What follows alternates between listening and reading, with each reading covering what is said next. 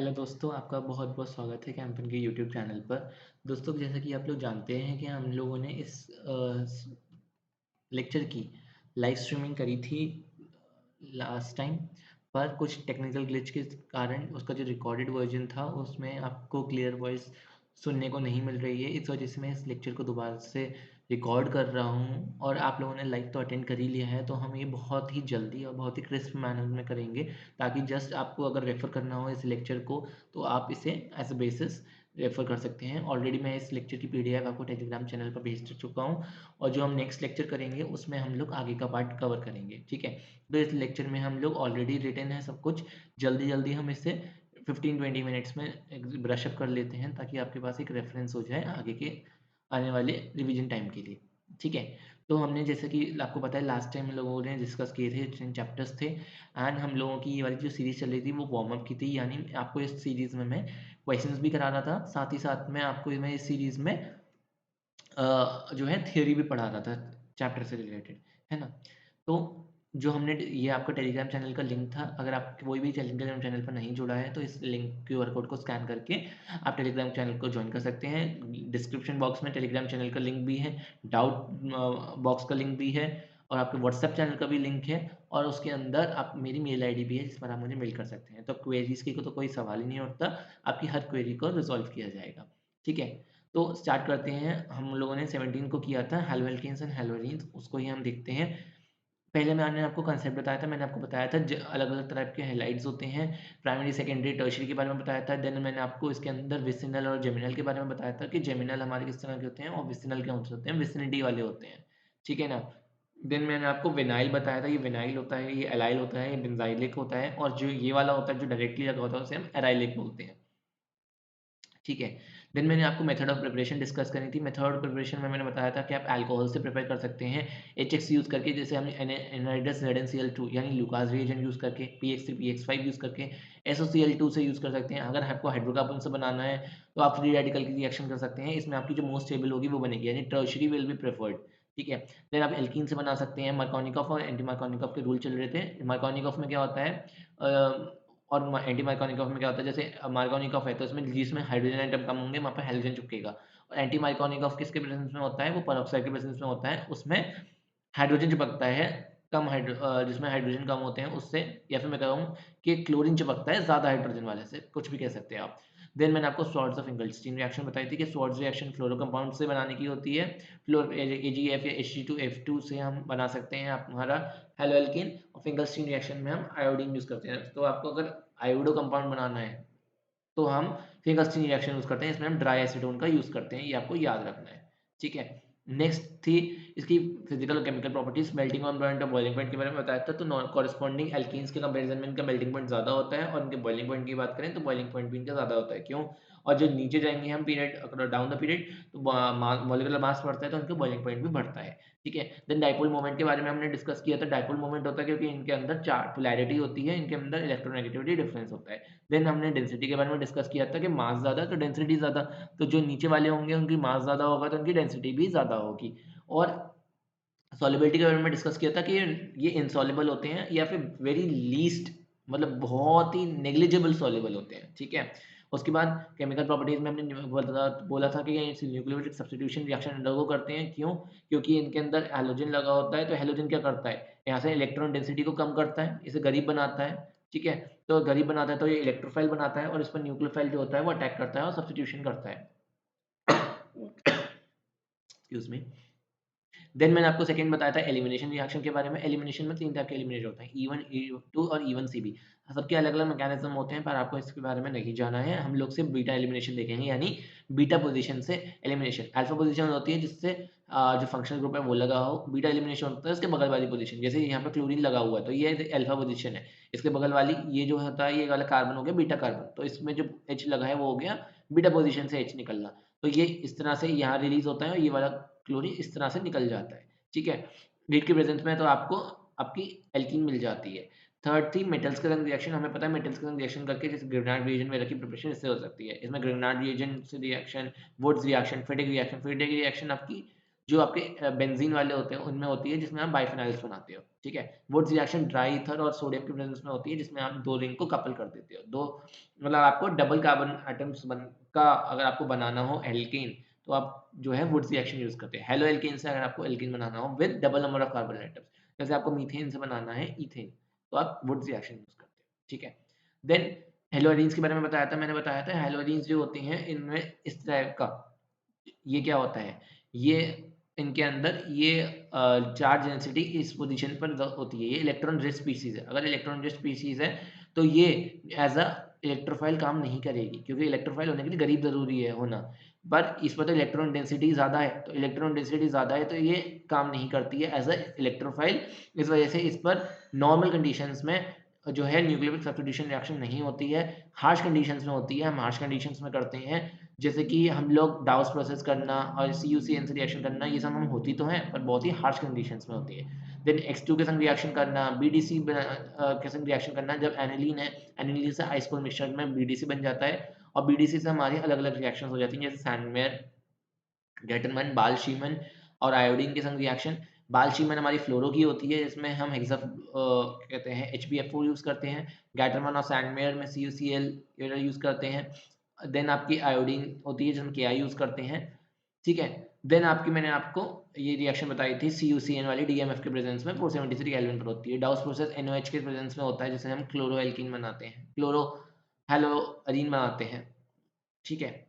उसके बाद मैंने आपको जो है आपकी स्टीरियोकेमिस्ट्री से जो मैंने बताया था कि इसमें सिमेट्रिक और एसिमेट्रिक क्या होता है। सिमेट्रिक होता है जिसमें सब एक जैसे होते हैं, एसिमेट्रिक होता है जिसमें ये चारों वैलेंसी अलग-अलग सैटिस्फाइड होती हैं। अगर कोई ऐसा है जिसमें चारों वैलेंसी अलग-अलग सैटिस्फाइड है, तो उसे हम कायरल कार्बन कहते हैं और उसे कायरल मॉलिक्यूल कहते हैं, ठीक है। फिर उसके बाद मैंने आपको ऑप्टिकल एक्टिविटी के बारे में बताया था, जो रोटेट करता है प्लेन पोलराइज्ड लाइट, वो ऑप्टिकली एक्टिव है, जो नहीं करे वो नहीं है।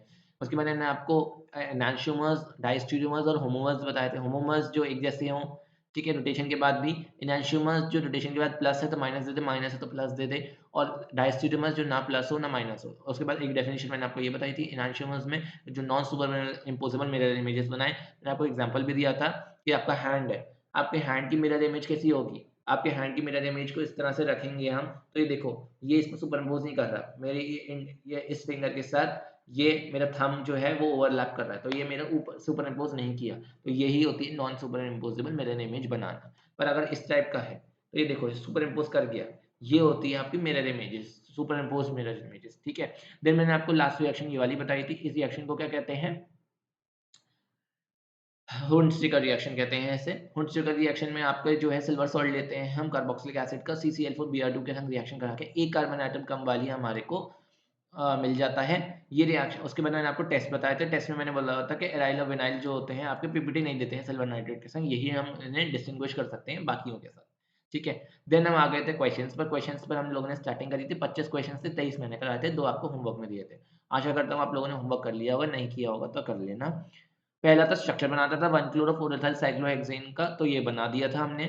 देन हमने आयोडोहेप्टेन 4 टर्शियरी ब्यूटाइल, तो देखो ये 1, 2, 3 थर्ड पोजीशन ये थी, और ये आपकी फोर्थ पोजीशन थी, तो हमने इस तरह से किया था।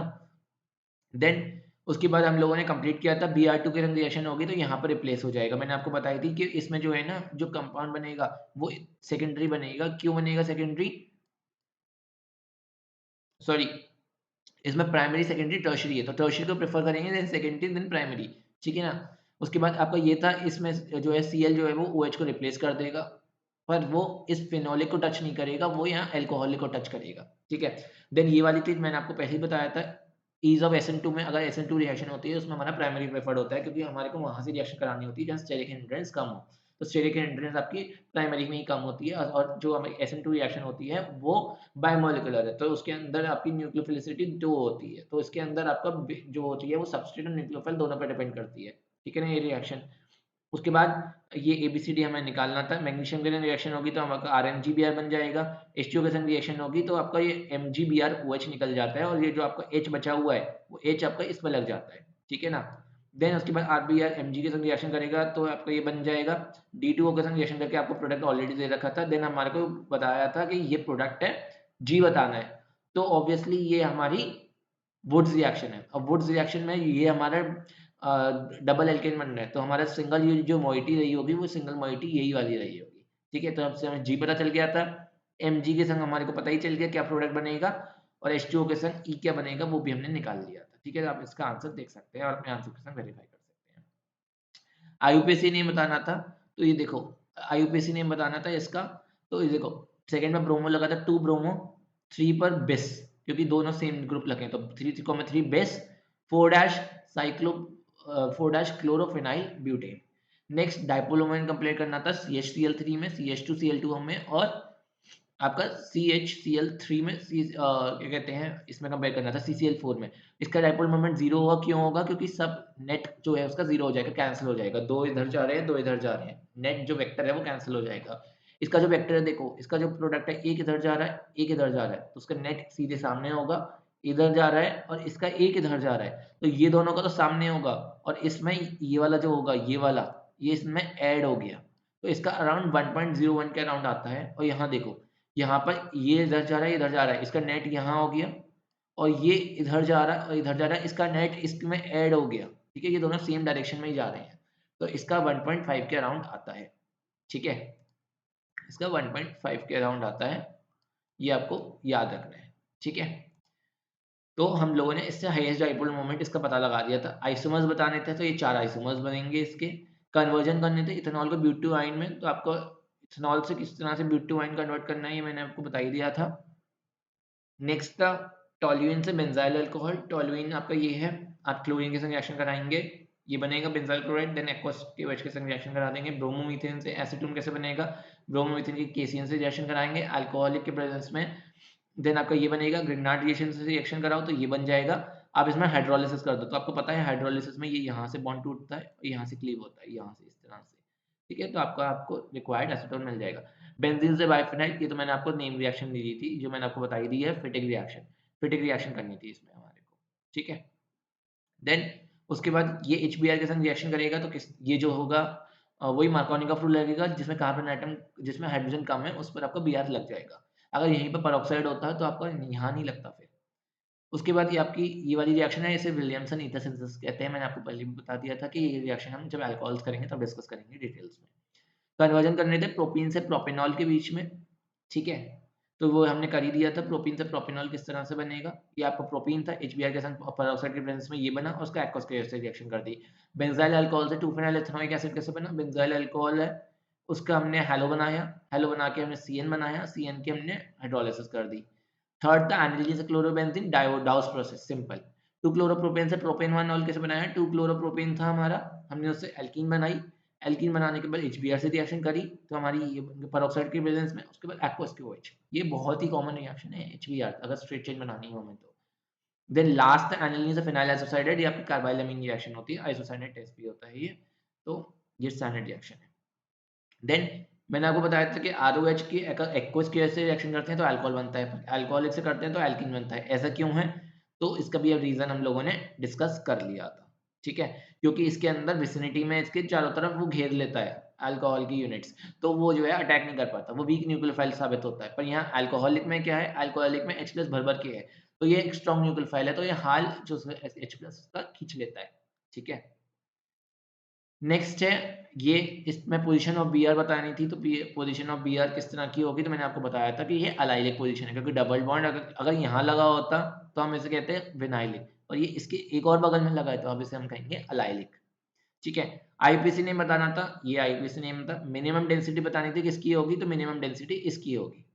ठीक है, बेंजीन की, क्योंकि डेंसिटी ज़्यादा, मॉलिक्यूलर मास ज़्यादा था।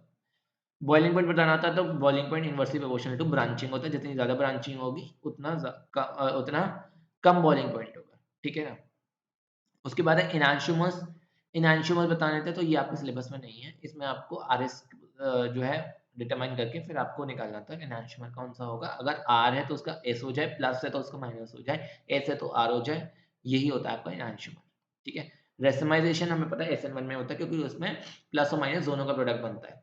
ठीक है, असोसिएशन रीजन था, उसमें कह रहा था NO2 ऑर्थो पैरा पर होंगे तो रिएक्टिविटी इंक्रीज करता है। हाँ, इंक्रीज करता है, क्यों? क्योंकि इलेक्ट्रॉन डेंसिटी रिच होती है, तो उसे गरीब बनाना होता है, और Na2 इलेक्ट्रॉन विड्रॉइंग ग्रुप है तो वो गरीब ही बनाएगा। सही बात है, Na2 इलेक्ट्रॉन विड्रॉइंग ग्रुप है तो वो डिक्रीज कर देगा इलेक्ट्रॉन डेंसिटी, बिल्कुल सही बात है। तो असर्शन भी ट्रू है और रीजन भी ट्रू है, and reason is the correct explanation of this the given assertion. ठीक है, तो सब कुछ ही ट्रू है इसमें। कायरल बनाना था तो ये कायरल है, कायरल होता है जिसकी चारों वैलेंसी अलग-अलग सैटिस्फाइड हो। तो इसमें एक CH2CH3 से सैटिस्फाइड है, एक हाइड्रोजन से, एक CH3 से और एक Cl से। तो ये आपका कायरल हो गया। देन टर्शियरी ब्यूटाइल ब्रोमाइड ज़्यादा स्टेबल होता है SN1 की तरफ, ये बात भी हमने डिस्कस कर ही ली थी। बॉन्ड लेंथ की बात करूँ तो इसमें देखो, इसमें डबल बॉन्ड कैरेक्टर आ जाता है, क्यों? क्योंकि ये डीलोकलाइजेशन होता है इलेक्ट्रॉन्स का, ये रेजोनेंस में पार्टिसिपेट करता है इस वजह से। तो इसकी डबल बॉन्ड कैरेक्टर आ जाता है, इसकी बॉन्ड लेंथ घट जाती है।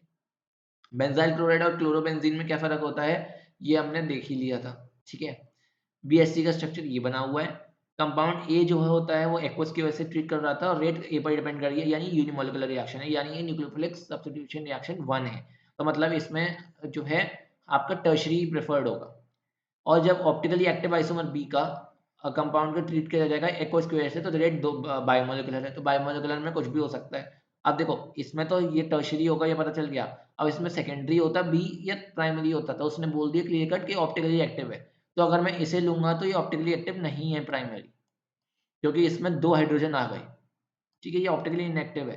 तो मजबूरन मेरे को जो अपना वो है सेकंड वाला, जिसमें SN2 लग रही है, तो SN2 में मेरे को यही प्रेफ़र करना पड़ेगा। तो ये आपका SN1 जाएगा, ठीक है? ये आपका SN1 जाएगा और ये आपका 2 जाएगा, ठीक है?